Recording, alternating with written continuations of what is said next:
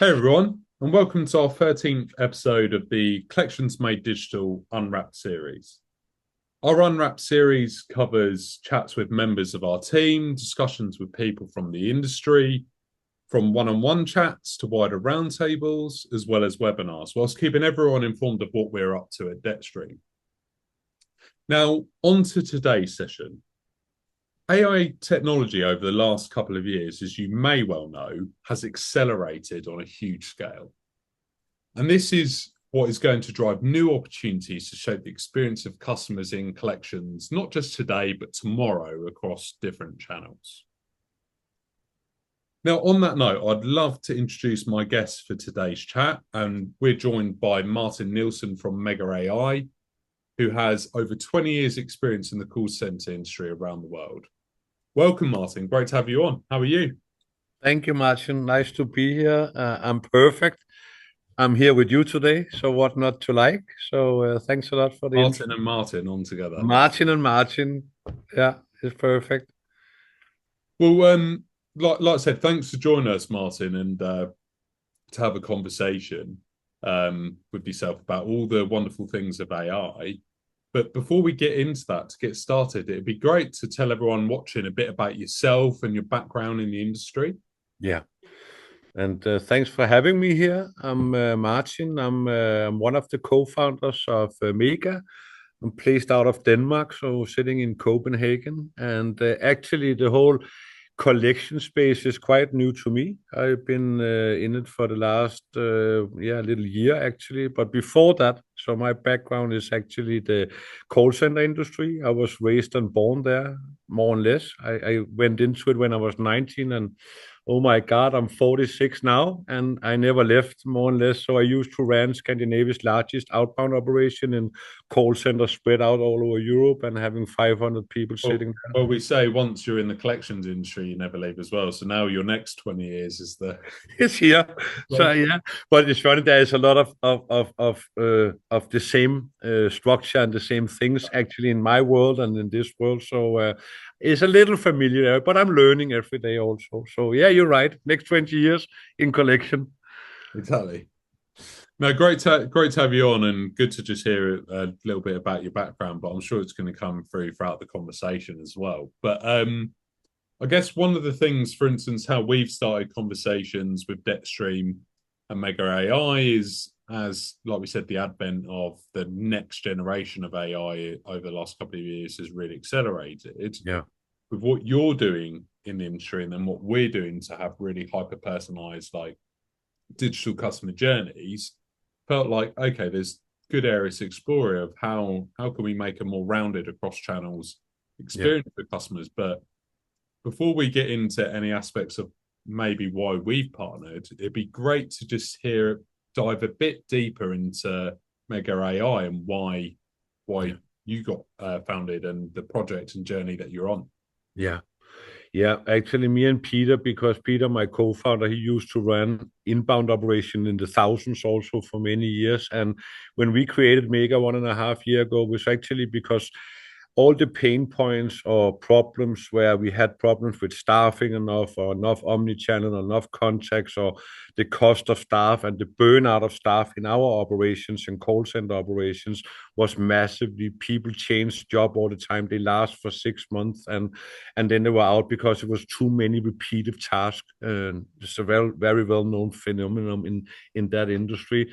So when we started 1.5 years, we sat down and we said, how could we solve some of the issues that we faced in our own industry? And then AI came around, and there was a narrative in the whole industry that just fire your collection people and your sales people and your customer service and replace everything with AI voice bots. And for me, that was very provoking because I think there is a huge need for still human interactions somewhere, and there's a huge need for other part of omni-channels regarding a sales situation, a customer service situation, or collection situation in general. So that was actually the start of Mega. But Um, it's interesting because parts of the elements, and this is one thing we started to see aligned, parts of the same challenges and problems we're solving together. Like you said, human is still involved in the customer experience, in the processes, in the operation. but Yeah. it's allowing those elements of scalability, resilience to, for instance, turnover of staff as well, and Yeah. pension issues and everything else that happens. Yeah. Have scale down, scale up opportunity with like voice AI, digital self-service channels, for instance, is Yeah. more resilient to Yeah. change of economic situations, Yeah. more customers getting into arrears, staff attrition, like we said. So And that's then you that can was say a you lot. are in that space and we are now in that space, but we actually found why was this collection and order to cash process, why was that very interesting? Because, and especially when you talk AI inbound or outbound agents that's calling you, and I think I would have that myself. If I was cold called by an AI agent and somebody want to sell me something, I think I would hang up, because if you could not invest something human in me and you want to sell me something, is not relevant. But we found out that if you owe money to anybody, you actually rather want to self-service yourself in a portal like DebtStream or talk to a bot instead of talking to a human in many situations. I don't think it's because it's not a Agree. nice situation to owe money to anybody. So, Especially vulnerable customers, right? Actually, going through a voice channel, you can see through knowing it's an AI voice, you know it's gonna take all the judging and anxiety out of the process. For instance, just like you said, we see the same through a digital self-service like portal or other channels yeah, online. yeah, It's the same concept, right? It takes all of that kind of judgment or worry about judgment, right? Because yeah, the agents and operations and clients we deal with, they're brilliant at what they do and really focus on customers. yeah, But that doesn't stop the customer experience and thoughts around the industry thinking it's going to be a process full of anxiety and everything else. yeah, So yeah, giving them kind of that, we call it our digital safe space in the DebtStream world, but yeah, giving that voice safe space, for instance, in the world where they do need to, they want to speak, go through the voice channel, yeah. but they can have it through an AI bot, for instance, supporting them. Yeah. The human interaction can be a really important piece, especially for vulnerable customers that Yeah, like. yeah, especially for them, you're right. That's a good segment to address, because yeah, they will have even more difficulty. Even I am not a vulnerable client, or I don't see myself anywhere of a vulnerable person. But if I owed money to somebody, I don't think I would think it would be super nice to talk with you about it, Martin, or explain my situation or why I had a rough time. And then another thing is that I believe, and I think you will agree, in that the most people who owe money, the most customer who have a debt somewhere, they actually want to pay. It's not because they don't want to pay. They actually want to pay. Maybe they have some issues right now, but they actually want to solve that thing. And if I'm working every day also, and I think that's where you also see a huge increase in customers going to self-service portals like DebtStream, that maybe you want to serve yourself after work, like from 7 o'clock to 10 o'clock in the evening, and not while you are at work. So I think the whole aspects of giving customer also the possibility of be served when you want to be served, and that cannot happen with humans. They Work can simply around not your work life, 24 your hours a day. circumstances. Yeah, Exactly that. And that is the thing though, right? Like you say, if a lot of people want to deal with this situation, but it's a life circumstance, it's an event in their life that has happened that has yeah, caused the situation generally, right? yeah, Whether it is like we're saying a type of vulnerability like that they were suffering with mental health and anxiety, for instance, and that actually caused issues with them working or other aspects that have then had the yeah, detrimental effects of them getting behind on the bills. But yeah, generally, it's a life event or circumstance that's happened that yeah, then causes this action. precisely. Being able to give them that safe space, that safe channel where maybe they can disclose some of these circumstances that have happened, what's happened, Yeah, down the voice channel through Mega.AI. This is yeah, my situation, but it doesn't mean then, okay, we've understood that, we've captured your situation in a non-judgmental space, yeah, but now we can hand off to the agent to take the payment and set up the plan. yeah, Like we've done this part for you, we've taken away that worry, yeah. and now you can focus on the other parts. Yeah. And then there is, of course, something about when you are in a situation where you owe money. I talked to a big client the other day. He lost over 6,000 inbound calls in January and 4,000 in December and then in January. And the waiting time in his queue were around 12 minutes in the peak periods on the day. And again, if you owe money and you actually got a letter or something and you are hey, okay, I want to talk to somebody about it, then probably it's not a good thing for your conversion rate in general or customer experience and service that you actually need to stay in line 12 minutes. So instead of having that only that possibility, now you have a self-service portal. You can go in and you can fix it yourself. You have a human possibility to talk with humans, but you also have the possibilities to just talk with a bot. And so now it's up to you as a customer that owes some money to somewhere. How would you love to fix the issue that you have? Now you have these three models here, and that by all means must mean or will mean 100% better conversion rate, better connection rate, better net promoter score, customer satisfaction, Yeah, overall, better customer outcomes, better outcome. better outcomes to the customer. And I guess that is a big part of why we partnered together, though, right? Because in different channels, but we're solving a lot of the same problems. We're making sure there's scale and resiliency for the operation. For instance, Yeah, like you said, stopping abandonment rates and everything else. But then on the other side, we're making sure the customer has the ability to support and service their account and get the right options for them, yeah, no matter what, no matter if an agent, for instance, is not available. So they're not having to sit in a queue. They do have other options through other channels, whether voice is their preference, whether digital self-service, for instance, through our top platform, or whether they want to go down one of these omni-channel conversational yeah, routes, for instance, through WhatsApp or whatever it be. It's yeah, that change in the ecosystem, right? Like you said, giving the customer the yeah, control yeah. to go down and service it in the way they need to. But I also think the whole collection industry have changed. What I have heard and also can see over the last past years in general, there was a narrative maybe in the earlier days where, hey, let's be rough to the client, let's threaten them a little bit. What will happen and consequences? There was all this narrative where today's changed. More people also called them debtors before. Now we look at people that has owe money as customers. How can we give the best experience and you know and also be polite in what we do, have a positive communication, reach out, be available when they are available of solving problems. And I think this is just a perfect narrative that is not about hunting people or coming and knocking on people's door. And, that was like more or less the old way I can see in Denmark, where I'm from.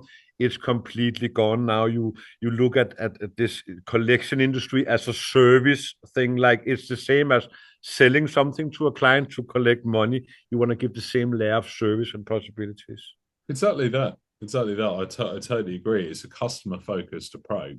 Yeah, And that's why, for instance, like you're saying, the like for collections operations that have taken that approach, really focusing on the customer now across different regions, they're seeing the benefit of it. But then that's why, for instance, like propositions like yourself, you see that opportunity to once again make it more seamless, a better experience for the customer because they go on, they have a conversation, for instance, they complete DPA questions or checks through Mega.AI, and then actually you notice, for instance, well, they want to go and execute a payment and yeah, structure a payment plan. When we seamlessly single sign them onto a digital channel, whether that's a platform like the DebtStream channel or other channel, yeah, we can single like sign them on so they don't yeah, have to go through additional authentication, yeah, drop them directly on the journey and where they yeah. need to go. So you're You rooted said it here again, the better journey. Yeah, experience. the journey is like all about customer and making it simple. That's why what I love when we begin talking again, as you said there, yeah, let's finish some of what with a bot, and we will not send them over to DebtStream or another portal, as you said, like that. But in and saying, can we already fulfill some information? Do we already have an ID&V check? Do we already have some knowledge for maybe regarding vulnerabilities, etc.? They need to set up Yeah. a payment plan. Let's get them out there. Let's fulfill those information already. The customer now will, it will be more efficient and the experience, the smooth experience. We know it from our daily life when we purchase things or buying things. The more smooth that process is running, the more likely we are to fill it in, finish it off, and also come back again. And how the channels are communicating together, though, right? So it can give that seamless Yeah, experience. And that's part of what we discussed. But like you highlighted the vulnerability, if you've identified through the Mega AI platform or like the voice channels yeah, that there's certain vulnerabilities, for instance, if that was onboarding to a platform like ours, that means we can personalize that experience. We can be aware of it. Yes. So context of the options or third-party support for that customer depend on their situation, or the information, for instance, we want to capture to make sure we get a right plan in place for them. Because it could be that they had an income reduction, for instance. So we want to go through an affordability assessment. We want to understand if they have income maximization opportunities. Are they entitled to benefits or anything else because they've lost their job or they've had an income reduction? So if that can all flow through, it means for a customer experience, we're not having to capture that again. We can now just take them down, to your point, Martin, the rest of that journey to give them options to help them. That situation. And then you said something cool there. Also, like one size don't fit them all. So people are different, debtors are different, different life situations, different areas where they live in, different age groups. That's one of the strong things with your product and also with mine, where we can say we tailor voices. How do you speak to a person in what area? If they are vulnerable, then you go down a different direction. You want to speak different to people who have a vulnerable problem. Maybe they lost their job, but you want to speak to them in a different way if they maybe have mental problems or whatever that looks like. And I think that is some of the strong thing is you are tailoring a journey to the prospect you are talking to, like you would do in a sales situation. You try to match the person that you want to have something out with. It's the same here. You want to create that great experience that in the end leads to higher conversions, of course, because you have tailored that journey to the prospect. That just makes sense, and everybody can see that it makes sense. So that's why it's so logical for us to do this collaboration. It's exactly that, and I guess like you're saying, the journey to be tailored. And this is to some of the stuff we talked about, like, and we get on to a bit more. Like maybe we go a bit blue sky thinking, think about the future, for instance, with everything going on with AI, but in the collection space. But some of the immediate elements together is we might recognize through Mega there was particular activities, for instance, they've completed or engage when that customer's engaged, versus activity they've completed through a platform like ours.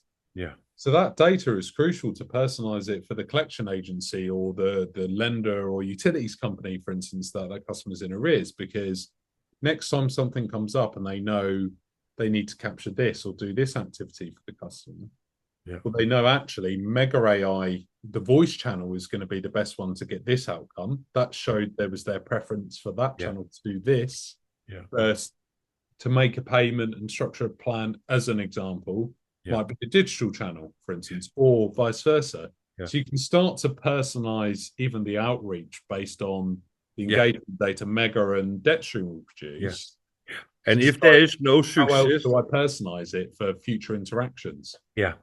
You're right. And I think also some of the strong thing is that there's also a huge gathering together. I talked to a US customer. I think it's different in US than in UK and Europe in general, of abandon rates or opt out. Again, we had a customer saying, okay, there was an opt out. There was actually 60% that went to a self-service portal. They had a moment they want to go in, then they opt out. You have done something amazing new because you're tailoring these journeys, so a lot less opt out again. But some people come in and going out again. I think that's one of the strong things. Us out of a service perspective, now with bots, we have a possibility to call them up like a minute after they opt out again. And that's, of course, makes something great for your conversion, but it also makes something great. Why did they opt out? Maybe they didn't understand what to do. Maybe they got stressed. Maybe something else. Can we call them up and giving them, hey, we saw you were here. We are actually just calling for supporting you. Mega.AI could help that reconsent and opt in. They're like, actually, no, I would like to do that through their channel, because you can educate, give the context through the voice channel, for instance, of what it's trying to do, as well as right, reconfirm what their preference is, for instance, on that side, but have opportunities of dropout in general. So even before they've got to that area, they might have started process, but you reach out to them, for instance, on the voice channel and say, hey, do you want me to onboard you back onto precisely onto this channel and journey because you started the affordability assessment and structuring the plan?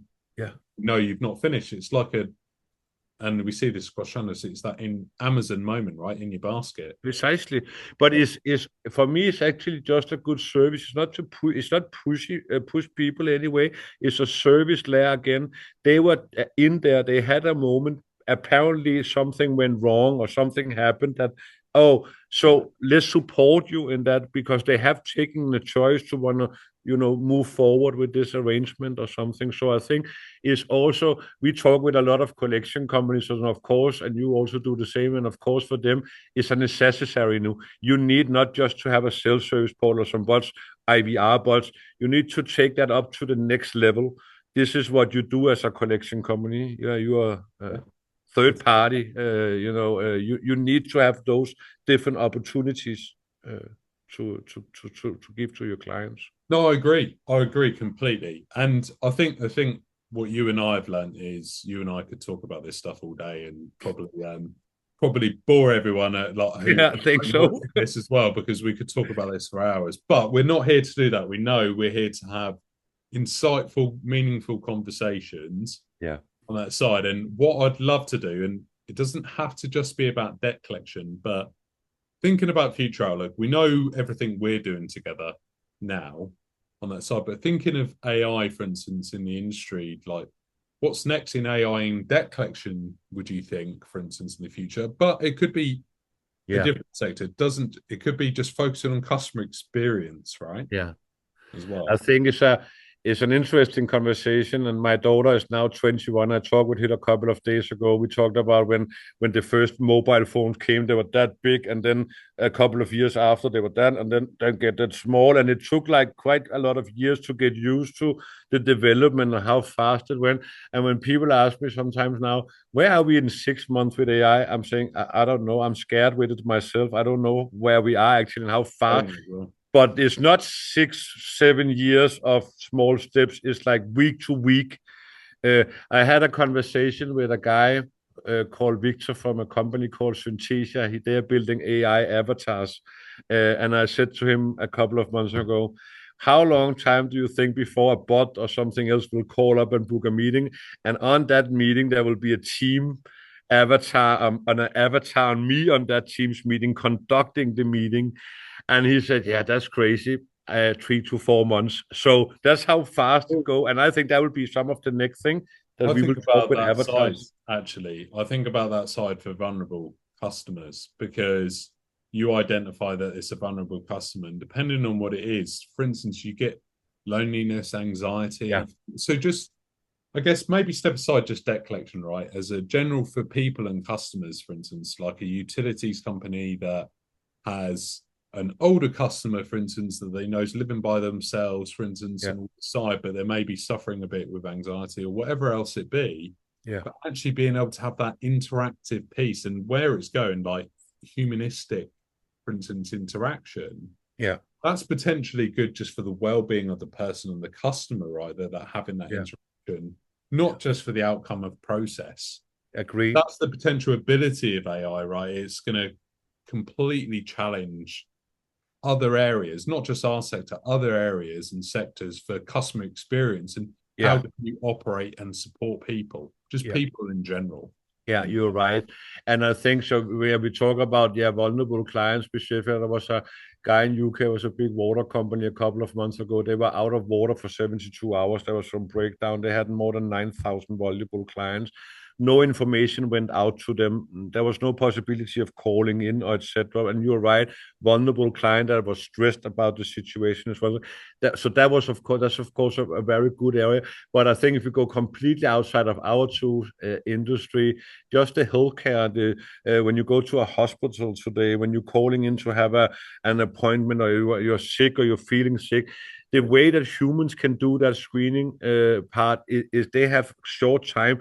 I think that's one of the most powerful things for the human race is now the AI is actually able to read to your sickness history in the hospital of the last 25 or 30 years and see patterns and find patterns I and give agree. you the right diagnosis. So there's no doubt.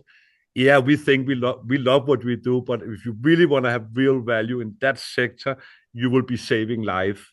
I now. agreed. Like the healthcare sector is unbelievable, the potential and transformation, because one of the examples I saw recently was the AI, like the AI process, for instance, around analysis of a superbug, why it's resistant to antibiotics and why some strands are and some strands aren't. But Yeah, that research was done in, I think it was like a matter of days by the AI platform that had taken 10 years of research from a yeah, human side. So to be able to, and they had the actual person who had written the research and did the research at AI had no access to any of his research, no information. It was just the problem. Here it is. This is what we're doing. Here's the information you need to be able to crunch and do the same research that we've done. And it yeah, got to the end result within like 2 or 3 days. yeah, That took 10 years of research. yeah, But to your point, Martin, the absolute huge fundamental shift on healthcare is yeah, going to be unbelievable, to yeah. be honest, over the next And so decade. I think we, as a human race, we need to be aware of it. I think there's also a place where we need to control it still, but humans have that normal, there's a normal reaction to control it and see where does it fit best, and I also agree. have a process where it's not going too fast. It's a process we need to control more I here, agree. because every week in my office we think, oh, what happened now, this is possible. So there's also, I think, it's not a question of what is the AI Kind of ready the for, when are humans side ready of it as well. for it also, yeah, and what Yeah, are there's the humans kind ready of for. ethical side for it, for Yeah, instance, as well. And then we all know, for instance, the industry we're serving, highly regulated markets. So you need to make sure it's ethical, also compliant, and yeah, everything that's right. Has oh all the yeah, controls yeah, around it. So the collections operations can be confident in it, but also then from the customer side, it has the right controls to make sure it's going in the boundaries of what it's there to do and how it's there to support the customer. yeah.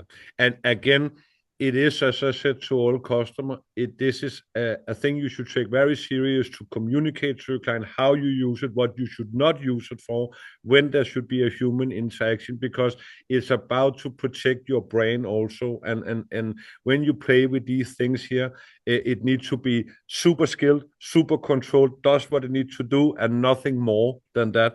So there is a brand that you have to protect also, why I think it's very important when you go into the AI space, no matter if it was a product like mine or an AI in other shapes or forms for others. So you can see the whole automation of emails now is actually annoying, and sometimes when you can see people auto-generate emails with AI or LinkedIn messages, now it become unpersonalized, and now you are actually harming your brand, because it's not there for taking over, it's there for supporting humans, not take over. Maybe that might be another story, to be honest. Maybe the email experience completely needs to be rethought about with the advent of AI as well, because the traditional approach of email is, for instance, it's a lot more conversational. We use all these different channels now, for instance, like Yeah, Slacks, WhatsApp, Teams, all these different more conversational channels.